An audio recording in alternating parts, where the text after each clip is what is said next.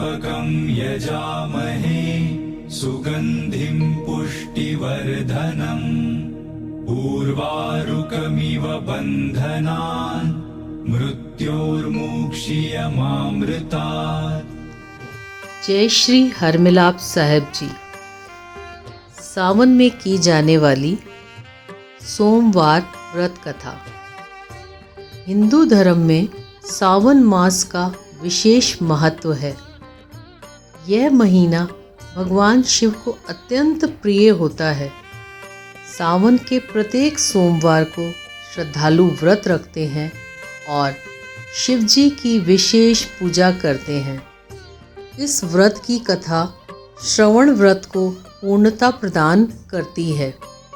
आइए जानते हैं इस व्रत से जुड़ी एक पौराणिक कथा जो आस्था और भक्ति की मिसाल है।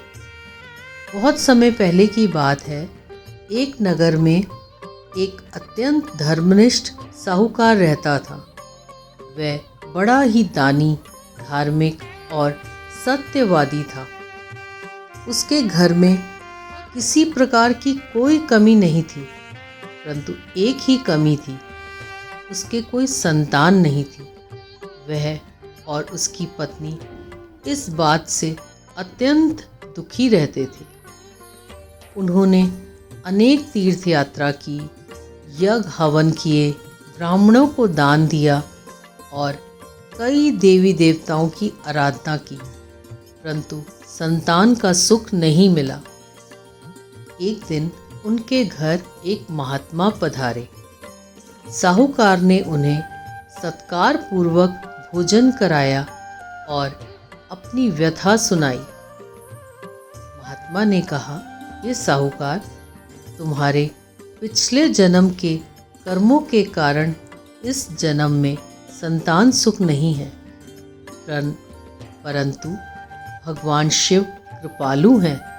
यदि तुम श्रद्धा से सावन के महीने में प्रत्येक सोमवार को व्रत रखो और शिव जी की आराधना करो तो भगवान शिव अवश्य तुम्हारी मनोकामना पूर्ण करेंगे। साहूकार और उसकी पत्नी ने महात्मा की बात मानकर सावन महीने के सभी सोमवारों का व्रत करना प्रारंभ किया।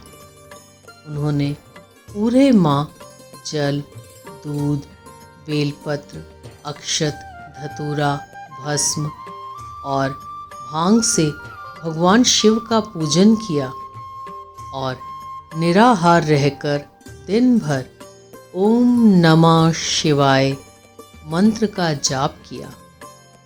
भगवान शिव उनकी भक्ति से प्रसन्न हुए और उन्होंने स्वप्न में दर्शन देकर कहा, हे भक्त, मैं तुम्हारी भक्ति से प्रसन्न हूँ।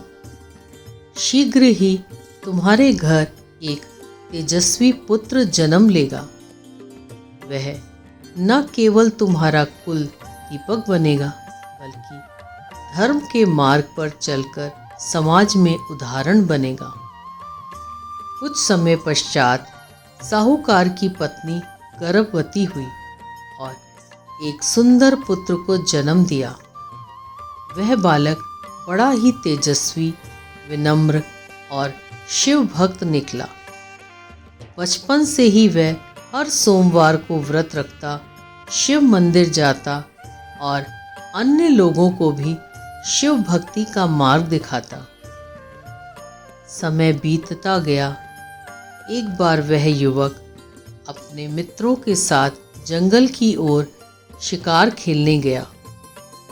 रास्ते में उन्होंने देखा कि एक राक्षस एक सुंदर कन्या को बलपूर्वक ले जा रहा है। वह कन्या एक पड़ोसी राज्य की राजकुमारी थी। उस युवक ने बिना किसी भय के राक्षस से युद्ध किया और अपनी साहसिकता से उसे पराजित कर दिया। राजकुमारी को मुक्त कराकर वह उसे उसके पिता के पास वापस ले गया। राजा उसके पराक्रम से अत्यंत प्रभावित हुआ और अपनी कन्या का विवाह उसी युवक से कर दिया।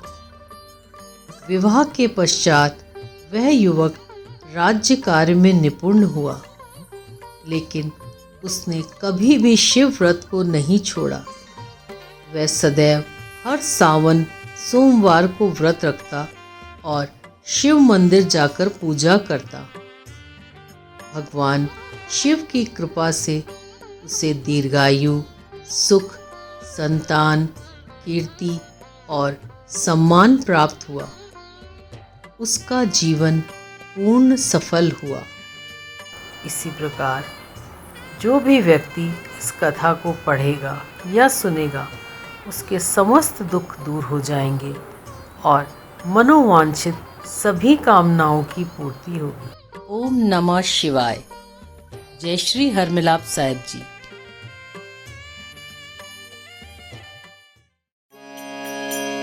ब्रह्ममुरारिसुराचितलिङ्गं निर्मलभासितशोभितलिङ्गं जन्मज दुःखविनाशकलिङ्गं तत्प्रणमामि सदा शिवलिङ्गम्। देवमुनिप्रवराजितलिङ्गं कामदहं करुणाकरलिङ्गं रावणदर्पविनाशनलिङ्गं तत्प्रणमामि सदा शिवलिङ्गम्। सर्वसुगन्धिसुलेपितलिङ्गं बुद्धिविवर्धनकारणलिङ्गं सिद्धसुरासुरवन्दितलिङ्गं तत्प्रणमामि सदा शिवलिङ्गम्। कनकमहामणिभूषितलिङ्गं फणिपतिवेष्टितशोभितलिङ्गं रक्षसुयज्ञविनाशनलिङ्गं तत्प्रणमामि सदा शिवलिङ्गम्।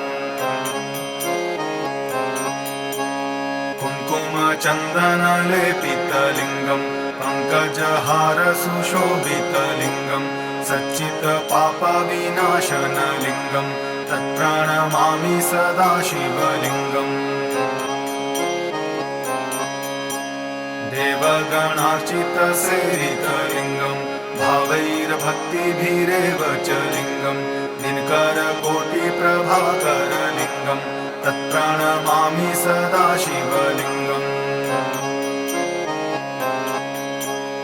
अष्टदलोपरिवेष्टितलिङ्गं सर्वसमुद्भवकारणलिङ्गम् अष्टदरिद्रविनाशितलिङ्गं तत्प्रणमामि सदा शिवलिङ्गम्।